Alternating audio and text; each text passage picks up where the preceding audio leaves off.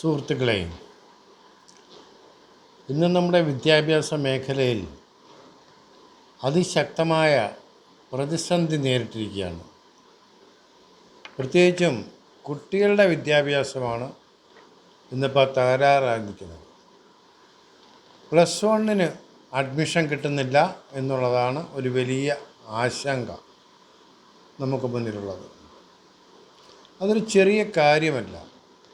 കാരണം നമ്മുടെ എല്ലാ കുട്ടികളും +1 ഡിഗ്രിയും പോസ്റ്റ് ഗ്രാജുവേഷനും എല്ലാം കഴിഞ്ഞ് അതിനേക്കാൾ വലിയ ഉന്നതമായ പഠനങ്ങളിലേക്ക് പോകണം എന്നാഗ്രഹിച്ച് മാതാപിതാക്കളെ സ്കൂളിലും കോളേജിലും അയക്കുന്ന കുട്ടികളാണ് നമുക്കുള്ളത്.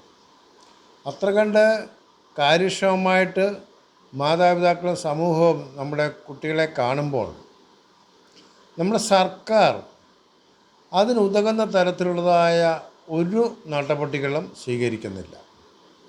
ഒരു കുട്ടിക്ക് പോലും +1 പഠിക്കാൻ പറ്റാത്ത സാഹചര്യം ഉണ്ടാകാൻ പാടില്ല. കാരണം ആ കുട്ടി നാളത്തെ മികവ് ഏത് രൂപത്തിലാണെന്ന് നമുക്ക് പറയാൻ കഴിയില്ല.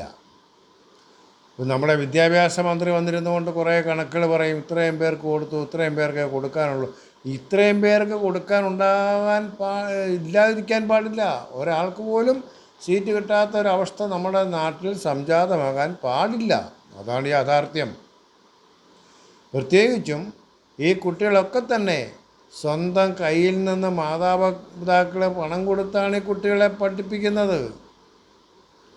അത് ആയിരങ്ങളും പതിനായിരങ്ങളും ലക്ഷങ്ങളും വരെയാണ് അതിനുവേണ്ടി ചിലവഴിക്കുന്നത്. എന്നിട്ട് പോലും ഈ സംസ്ഥാനത്ത് കുട്ടികൾക്ക് സ്വസ്ഥമായി പഠിക്കാൻ പറ്റുന്നൊരു അന്തരീക്ഷമില്ല എന്ന് പറഞ്ഞു കഴിഞ്ഞാൽ പിന്നെ എന്തിനാണ് ഈ വിദ്യാഭ്യാസ മന്ത്രിയും വിദ്യാഭ്യാസ ഡിപ്പാർട്ട്മെൻറ്റും ഒക്കെ എന്തിനാണ് പ്രവർത്തിക്കുന്നത്? ഇതിനു മുമ്പ് ഇവിടെ കുട്ടികൾ പഠിച്ചിറങ്ങിയിട്ടുണ്ട്, അവരൊക്കെ പഠിച്ചു പോയിട്ടുമുണ്ട്. ഇന്നിപ്പോൾ ഏറ്റവും ദുർഘടമായൊരു പ്രതിസന്ധിയാണ് കുട്ടികൾക്ക് നേരിട്ടുകൊണ്ടിരിക്കുന്ന +1 സീറ്റ് കിട്ടാതെ വരുന്നതുകൊണ്ടുള്ള സാഹചര്യം. പണ്ടൊക്കെ മാർക്ക് കുറഞ്ഞ കുട്ടികൾക്ക് കിട്ടാതെ വരും. ഇന്നിപ്പോൾ ഏറ്റവും +1 മാർക്കോടുകൂടി വരുന്ന കുട്ടികൾക്ക് അഡ്മിഷൻ കൊടുക്കാൻ കഴിയുന്നില്ലെങ്കിൽ, അതിനുള്ള സംവിധാനങ്ങൾ ഒരുക്കാൻ കഴിയുന്നില്ലെങ്കിൽ അത് വൻ പരാജയമാണ്.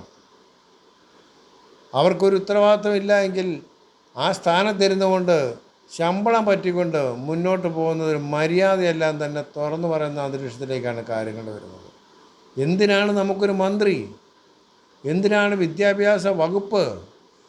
ഈ വക കാര്യങ്ങളിൽ കുട്ടികളുടെ വിദ്യാഭ്യാസത്തിന് ഉതകുന്ന നടപടികൾ കൃത്യമായിട്ട് നടപ്പാക്കാൻ വേണ്ടിയാണ്.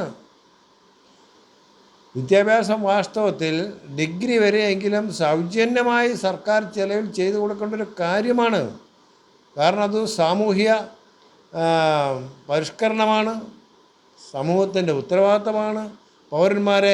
നല്ല നല്ല പൗരന്മാരെ, വിദഗ്ധരും കഴിവുറ്റവരുമായിട്ടുള്ള കുട്ടികളെ വാർത്തെടുക്കാൻ വേണ്ടിയുള്ളതായ പ്രക്രിയയാണത്. അത് സർക്കാരിൻ്റെ ഉത്തമമായ കടമയാണത്. അത് നിർവഹിക്കാൻ സാധിക്കുന്നില്ല എന്ന് മാത്രമല്ല, കുട്ടികൾ അവരുടെ മാതാപിതാക്കളും കുട്ടികളുടെ രക്ഷയ്ക്ക് വേണ്ടി വിദ്യാഭ്യാസത്തിന് പണം പോലും മുടക്കിക്കൊണ്ട് കുട്ടികളെ പഠിക്കാൻ വിടുമ്പോൾ അതിനുള്ള അടിസ്ഥാന സാഹചര്യങ്ങൾ പോലും ഒരുക്കാൻ കഴിയുന്നില്ലെങ്കിൽ പിന്നെ എന്താണ് ഈ വിദ്യാഭ്യാസ വകുപ്പ് കൊണ്ടും ഇവിടുത്തെ ഒരു മന്ത്രി കൊണ്ടും നമുക്ക് ആവശ്യം? അടിയന്തരമായി അതിനുള്ള സംവിധാനങ്ങൾ ഒരുക്കേണ്ടതുണ്ട്.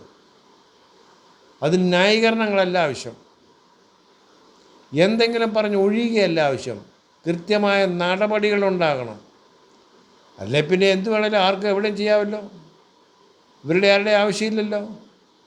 ഇവരൊക്കെ എന്തിനാണ് പിന്നെ അവിടെ നിലനിൽക്കുന്നത്? ഈ വക പ്രശ്നങ്ങൾ പരിഹരിച്ചുകൊണ്ട് കുട്ടികളുടെ വിദ്യാഭ്യാസം സുഗമമായി നടത്താൻ വേണ്ടിയുള്ള സംവിധാനങ്ങൾ ഒരുക്കാനാണ് ഈ ഡിപ്പാർട്ട്മെൻറ്റുള്ളത്, ഈ മന്ത്രിയുള്ളത്.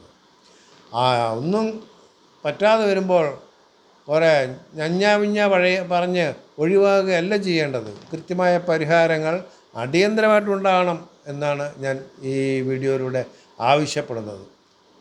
അത് ഈ സംസ്ഥാനത്തെ വിദ്യാർത്ഥികളുടെ മക്കളുടെ അവകാശമാണ്, ഔദാര്യമല്ല എന്നുകൂടി ഓർമ്മിപ്പിക്കുവാൻ ഞാൻ ഈ വീഡിയോ ഉപകരിക്കുകയാണ്. നന്ദി, നമസ്കാരം. ഞാൻ ജെയിംസ് കളത്തിൽ, മൂവാറ്റുപുഴ.